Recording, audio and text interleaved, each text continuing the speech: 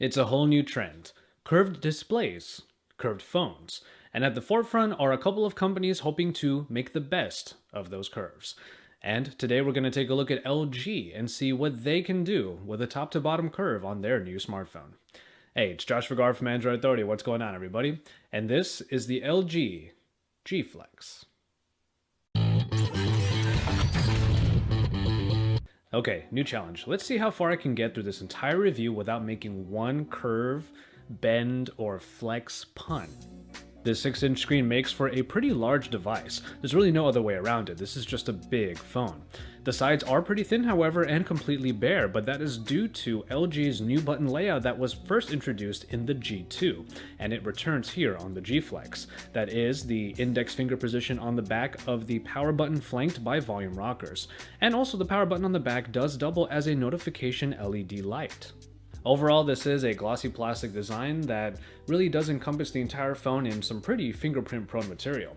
However, once you get past all of that, the next thing you obviously notice, or maybe the first thing you notice, is of course that curve. When it comes to the form factor, the curve really doesn't change the handling all that much. Sure, it actually helps you to somewhat reach the top of the screen, but it still requires quite a bit of hand gymnastics. The main function of the curve, however, is obviously durability, as we've shown in a couple videos before. The phone is able to become flat without any problems and bounce right back into its original form. This is mostly useful for people who probably put their phones, let's say, in their back pockets, and then they forget that they're there and they end up sitting down. Or if you're like me, sometimes you just leave the phone on the couch, and at times when you sit down, you don't know if you just broke your phone. At least with the LG G Flex, you won't really see many problems with that. You'll have a little bit more confidence in the phone because it is able to be very somewhat malleable, but just enough so that it provides a little bit more safety. And no, the phone does not feel weird in the pocket, especially in the front pockets, where you would think a side-to-side curve might be a little bit better. No, definitely not. The LG G Flex fits very squarely in the front pocket and actually doesn't feel weird at all. So don't worry about that, all of you who have been asking. And then finally we come around to the back, and this is another kind of variation that is available in the G Flex. It is the self-healing back. This is a back made of a material that is supposed to have small scratches slowly fade away and pretty much not be there at all. Yes, it can work on small scratches, but anything from moderate to heavy scratches obviously won't be going away.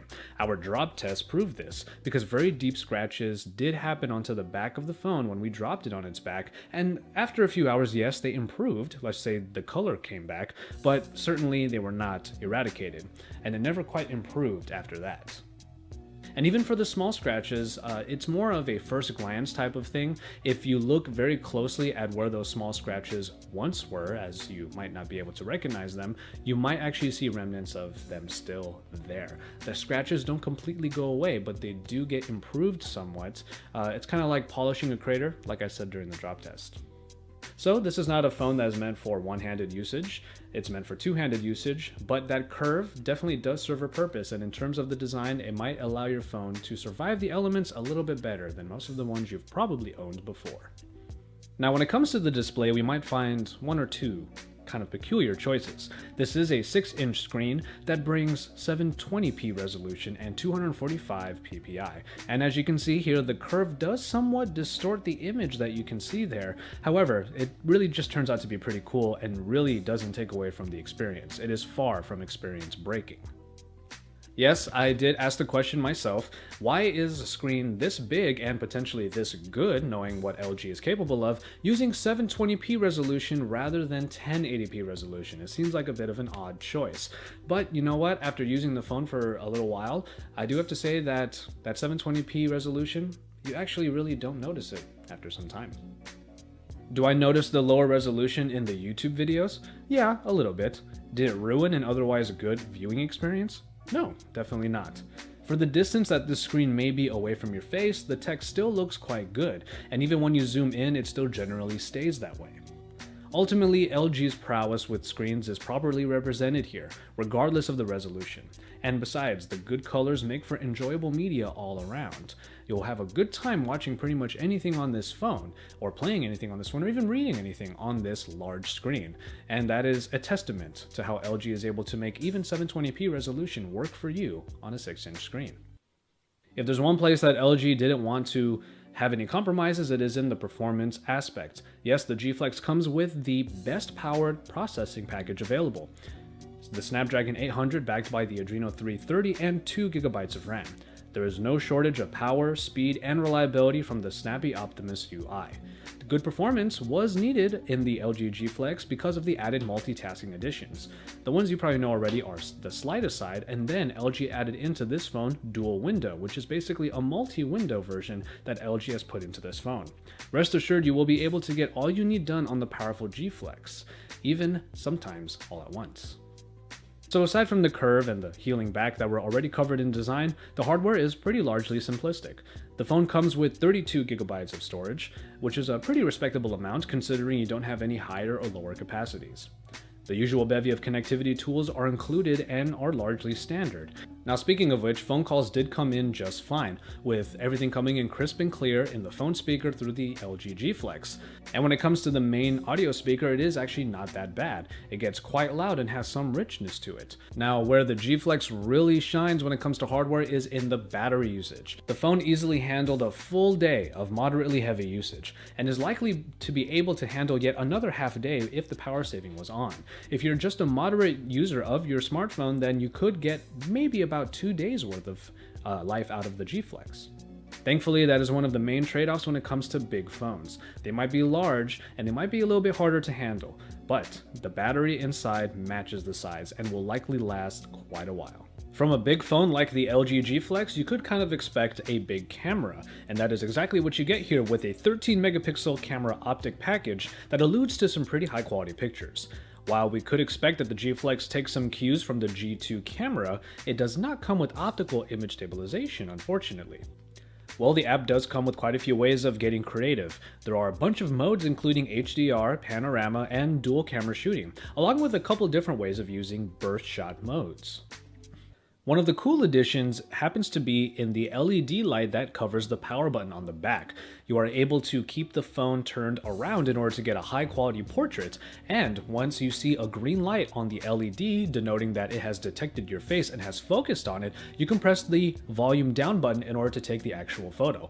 It's kind of a nice and neat feature that allows you to get some nice self-portraits without having to rely on the lower quality front-facing camera.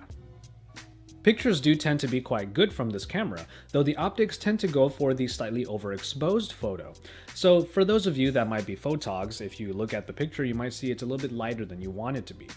And it's even more apparent when you use HDR, since it's looking for that high dynamic range, it'll tend to give you a much more detailed photo but still slightly overexposed. However, overall the pictures do seem to come out quite well and are more than useful, especially from a 13 megapixel shooter like this. As I said before, the camera on the G Flex performs about as well as it should, so if it's the only camera you have on you, you could definitely do a lot worse.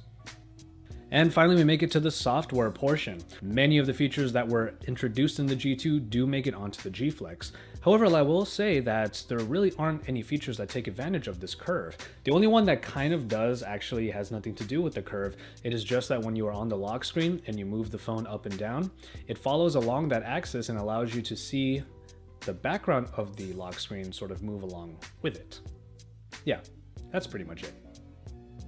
All of the features that are available in the Optimus UI do have to do with a lot of multitasking. The main ones that are available in the LG G Flex include the Q-Slide apps, which are small overlays that provide small multitasking abilities with little windows that allow you to get a few little things done. After that, we have the Slide Aside, which was originally introduced in the G2. Slide Aside allows you with a 3-finger swipe to move aside entire applications and stack them together. Once you are ready to switch to a different application, just slide back with your 3 fingers and you will see all of them stacked and available for usage.